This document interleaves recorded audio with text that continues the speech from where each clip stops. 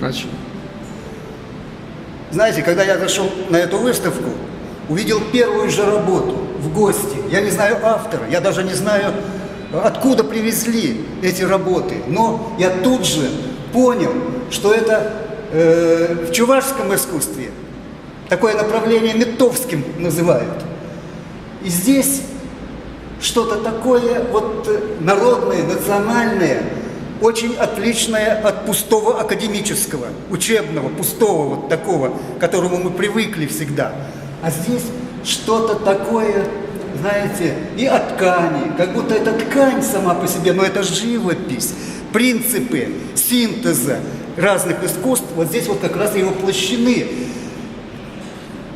Поразительно и психология, и какие-то народные традиции мы здесь видим.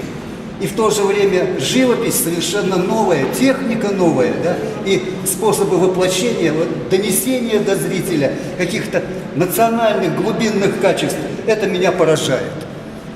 Таких выставок надо бы побольше и отойти от академизма опостылевшего. Нам уже наши чувашские академисты надоели вот так, пустые, которые работали только на идеологию и убивали себя.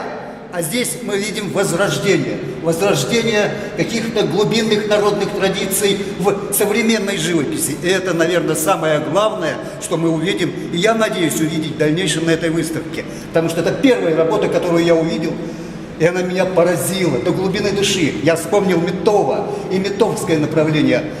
Он был в нашем искусстве как оазис в пустыне соцреализма. А здесь мы видим возрождение того, что Метов начинал полвека назад.